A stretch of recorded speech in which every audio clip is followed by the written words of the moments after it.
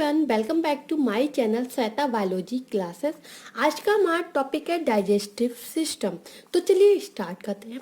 Digestive system, human beings में nutrition digestive system के द्वारा ही कंप्लीट होता है। बॉडी में कौन कौन से डाइजेस्टिव पार्ट होते हैं? देखिए, हमारा फर्स्ट पार्ट होता है माउथ, सेकेंड आपका ईसोफेगस, थर्ड आपका लीवर हो गया, थर्ड आपका स्टमक हो गया, फोर्थ आपका लीवर हो गया, फाइव आपका pancreas, six small intestine, seven large intestine and eight anus होती है। ये सारे पार्ट डाइजेस्टिव सिस्टम को कंप्लीट करते हैं।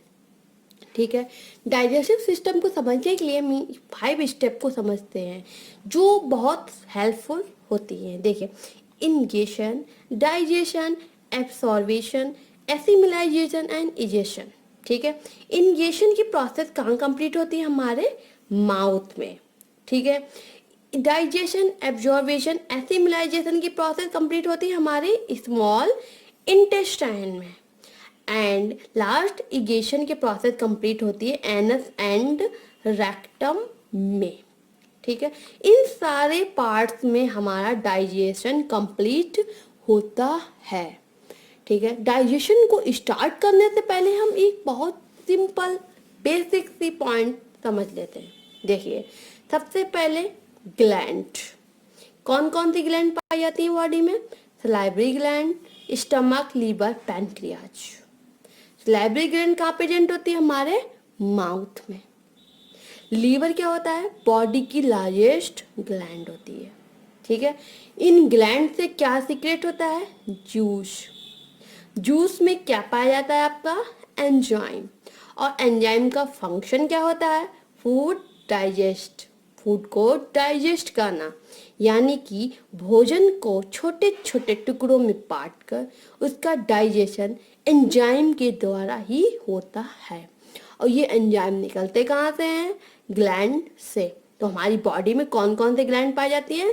Salivary gland, stomach, liver and pancreas. इतना तो समझ में आ ही गया होगा आपका कि फूड का जो डाइजेशन होता है वो एंजाइम के द्वारा ही कंप्लीट होता है। तो ये बहुत बेसिक इंपॉर्टेंट पॉइंट होते हैं जिनको समझना बहुत जरूरी होता है। जैसे जैसे हम आगे बढ़ेंगे ये हम पॉइंट हमारे लिए हेल्पफुल होते हैं। तो चलिए स्टार्ट करते हैं हमारा डाइजेशन।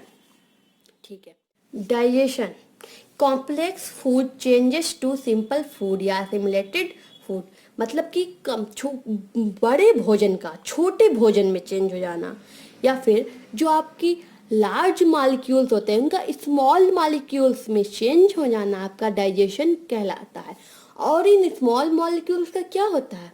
ये स्मॉल मॉलिक्यूल ब्लड के द्वारा, बॉडी में जो ब्लड होता है उसके द्वारा एब्जॉर्ब कर लिए जाते हैं और बॉडी की ईच सेल में प्रोवाइड कर दिए जाते हैं, जिससे बॉडी की ग्रोथ में और रिपेयर में हेल्प मिलती है।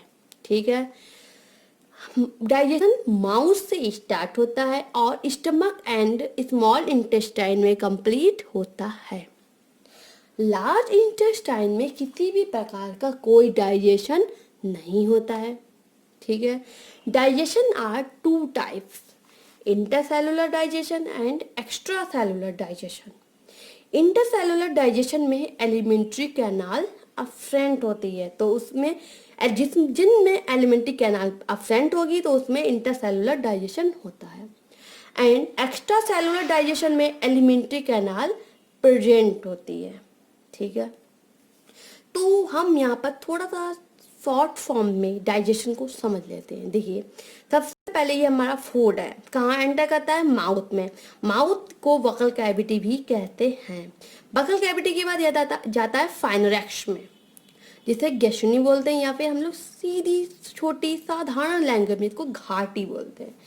उसके बाद जाता है ईसोफेगस में, ईसोफेगस से स्टमक में जाता है, स्टमक से लीवर में जाता है, लीवर से पैनक्रियाज, पैनक्रियाज से food, small intestine, large intestine and rectum and anus से होता हुआ बॉडी से बाहर पास आउट कर दिया जाता है। ये इतनी प्रोसेस होती है डाइजेशन की। ये तो मैंने आपको केवल डायग्रामेटिकली समझा दी। अब हम लोग इसकी प्रोसेस को देखते हैं कि ये प्रोसेस कैसे क्या होती है। तो आइए देखते हैं। सबसे पहले माउथ, फूड हमारा कहाँ एंटर करता है? माउथ और बकल कैविटी में एंटर करता है। माउथ और बकल कैविटी में टीथ, टंग, सैलाइवरी ग्लैंड ईटीसी पार्ट पाए जाते हैं। ठीक है, सलाइवरी ग्लैंड में सलाइवा प्रेजेंट या सलाइवा सीक्रेट होता है जो फूड को मास्टिगेट करता है, जिससे फूड स्मॉल पीसेस में टूट जाता है और यह एक बोलस का शेप ले लेता है। काय का शेप ले लेता है? एक बोलस का शेप ले लेता है। देखिए, माउथ बकल कैविटी, कौन सी ग्लैंड पाई जाती है? Salivary gland. कौन सा जूस सीक्रेट होता है? Salivary amylase. फंक्शन क्या होता है? Convert starch to sugar.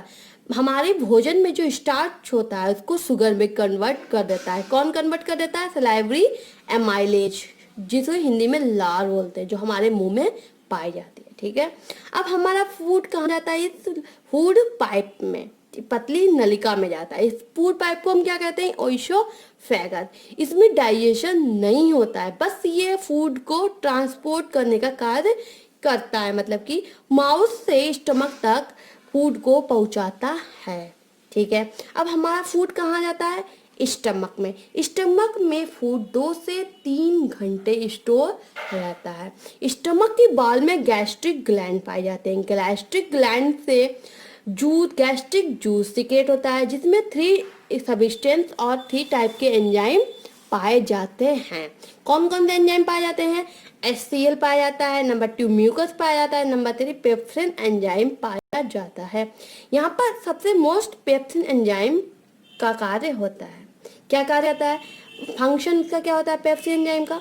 Convert protein into smaller molecule. मतलब कि हमारे भोजन में जो प्रोटीन होती है उनको स्मॉल मॉलिक्यूल में कन्वर्ट कौन करता है? आपका पेप्सिन एंजाइम करता है। HCl का क्या वर्क होता है? HCl बैक्टीरिया को किल करता है। जो हमारे फूड के साथ में हमारे स्टमक में बैक्टीरिया एंटर कर जाते हैं उनको सभी को हाइड्रोक्लोरिक एसिड किल करता है। एंड म्यूकस का क्या वर्क होता है? म्यूकस हमारे स्टमक की जो वाल होती है उसको प्रोटेक्ट करने का वर्क करती है। ठीक है, अब हमारा फूड कहाँ जाता है? हमारा फूड जाता है लीवर में। 4th नंबर आपका कहाँ जाता है? फूड लीवर में। लीवर इज लार्जेस्ट ग्लैंड, मतलब कि ये शरीर की सबसे बड़ी ग्रंथि होती है। Liver produce bile juice. Liver bile juice को सीक्रेट करता है। Bile juice stored in gall bladder. Bile juice कहाँ स्टोर होता है? गॉल ब्लैडर, मतलब पित्त की थैली। देखिए, ये पित्त की थैली होती है, इसमें बाइल जूस पाया जाता है। बाइल जूस का वर्क क्या होता है? Bile juice break the fat molecules. Bile juice fat molecule को ब्रेक करता है। या बाइल जूस बाइल नेचर में एल्कलाइन होता है, इसमें सॉल्ट्स होते हैं। ठीक है, जो फूड में प्रेजेंट फैट को स्मॉल पार्टिकल में ब्रेक कर देते हैं, जिससे एंजाइम को इजीली ब्रेक कर पाते हैं। ठीक है, ये एंजाइम लीवर से स्मॉल इंटेस्टाइन में आ जाते हैं और एल्कालाइन मीडियम में वर्क करते हैं। ये हमारी प्रोसेस क्या की हो गई?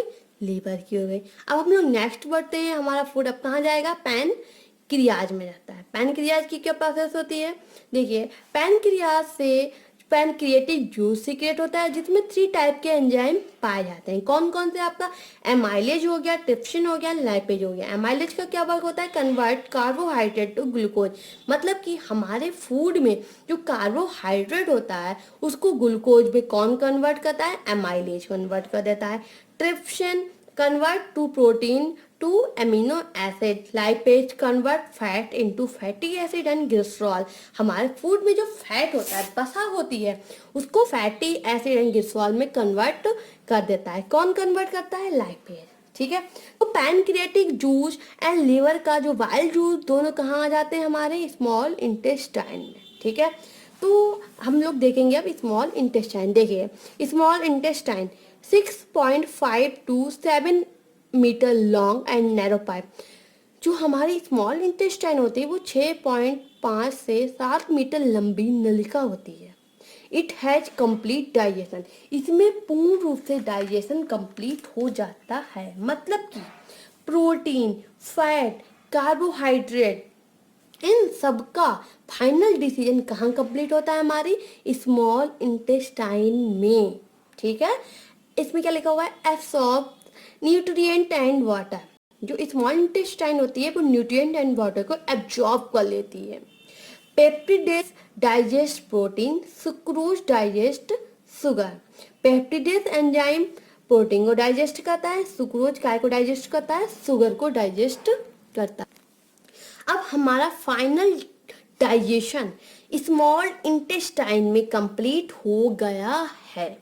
यह इतना लंबा प्रोसेस क्यों होता है हमारी बॉडी में? ताकि फाइनल प्रोडक्ट, यानी कि कौन से फाइनल प्रोडक्ट होंगे? ग्लूकोज हो गया, amino acid, glycerol and fatty acid blood के थ्रू बॉडी के डिफरेंट पार्ट में ले जाए जा सके, जहाँ से सेल में स्टोर होते हैं और energy growth and body repair में काम आते हैं। देखिए, जो हमारा स्मॉल इंटेस्टाइन में फूड डाइजेस्ट हो जाता है, डाइजेस्ट फूड हो गया, ठीक है, तो भाई हमारे ब्लड में मिल जाएगा। ब्लड क्या करेगा? उसको बॉडी की डिफरेंट सेल में ले जाता है। ठीक है, फिर हमारे उस ब्लड से क्या होगा? हमारी बॉडी की रिपेयर होगी, बॉडी की ग्रोथ बढ़ेगी। ऐसे तो बढ़ती है ना, ऐसा तो है नहीं हम लोग रोटी खाते हैं तो डायरेक्ट ग्रोथ बढ़ जाएगी, नहीं, ऐसा नहीं है। जो हम लोग रोटी खाते हैं उसको डाइजेस्ट करता है, एंजाइम डाइजेस्ट करते हैं, फिर वह ब्लड में कन्वर्ट हो जाती है और ब्लड से ईच सेल में पहुंच जाती है। ठीक है, तो सारा का सारा फूड एब्जॉर्ब हो गया किसमें? स्मॉल इंटेस्टाइन में। अब हमारा नेक्स्ट पार्ट है लार्ज इंटेस्टाइन। कुछ फूड ऐसा होता है जो एब्जॉर्ब नहीं हो पाता है, तो उसे क्या कहेंगे? Reabsorb food. Reabsorb some waters and iron कहाँ होते हैं? लार्ज इंटेस्टाइन में होते हैं। जो हमारा फूड रीअब्जॉर्ब मतलब कि एब्जॉर्ब नहीं होता है, वह फूड लार्ज इंटेस्टाइन में आ जाता है। किसकी फॉर्म में? फॉर्म्स एंड स्टोर्स फीसेस मतलब अपशिष्ट पदार्थ की फॉर्म में लार्ज इंटेस्टाइन में आ जाता है। लार्ज इंटेस्टाइन में रेक्टम और एनस के थ्रू बॉडी से बाहर निकल जाता है। ठीक है, तो हमारा 8 नंबर का पार्ट है हमारा anus. Anus help in the elimination of faeces, मतलब कि एनस जो होती है वो अपशिष्ट पदार्थ को बॉडी से बाहर एलिमिनेट करता है। ठीक है, ये इतनी प्रोसेस डाइजेस्टिव सिस्टम की होती है। तो ये प्रोसेस मैंने आपको समझाई। आई होप कि आप लोगों को ये प्रोसेस समझ में आ गई होगी।